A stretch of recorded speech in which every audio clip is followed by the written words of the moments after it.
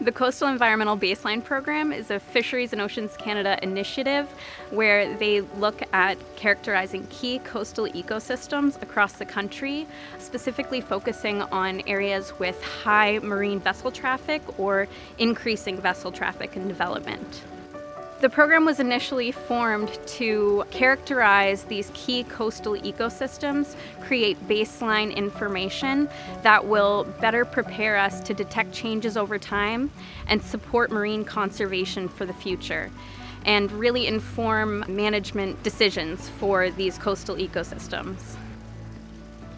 Two of the projects that are funded through the Coastal Environmental Baseline Program include a project by Fundy North Fishermen's Association and Ungodam Resource Management.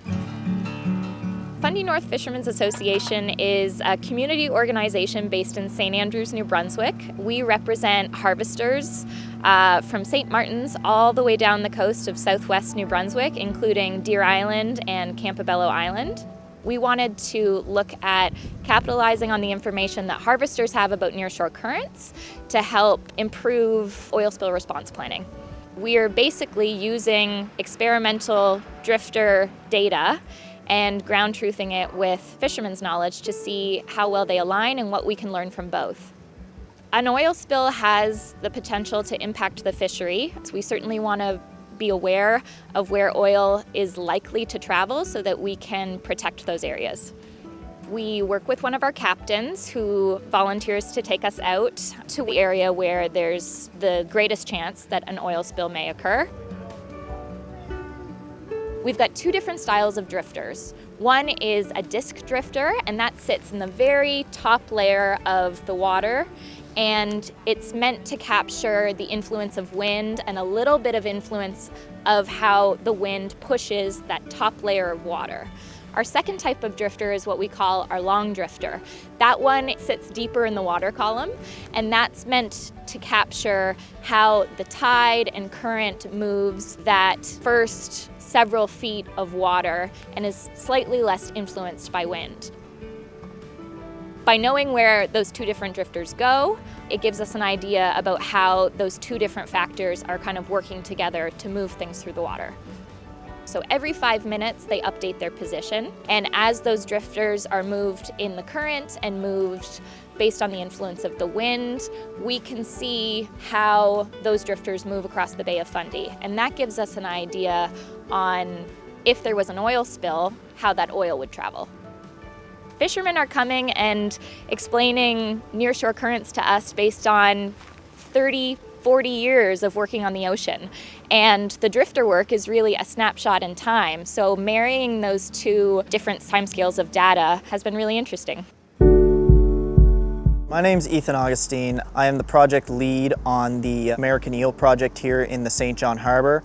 And what we're doing this year is we're collecting glass eels to assess them for this invasive swim bladder nematode called Anguilla crassus that's infected a lot of adult eels, up to 95% in the main river. This parasite infects their swim bladder, and because eels are highly migratory, they need a well-functioning swim bladder to migrate out to the Sargasso Sea to spawn. And it's not just a linear migration. They actually migrate vertically in the water column during this migration. So at night, they go down as low as 800 meters into the water column. And then once daylight comes, they resurface. They have a white belly, and when predators are looking up, they can't see the eel, so they don't eat them. But of course, if you're going to have an animal that needs to migrate vertically, between 200 and 600 meters every day, they're going to need that organ for buoyancy. So since the parasite causes damage to the swim bladder, it's believed that a lot of these eels don't make it back to reproduce. And so we're trying to determine whether or not there's a life stage that they are parasite-free. And so our best guess is when they're first coming in as glass eels.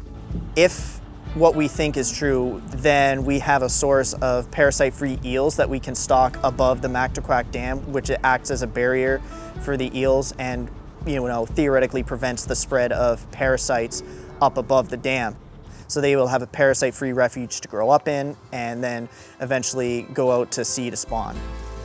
The collaboration that I've seen while working under the Coastal Environmental Baseline Program has been incredible. To be able to see so many researchers from many different sectors coming together, and the amount of data that is being produced out of the St. John Harbor right now is pretty incredible.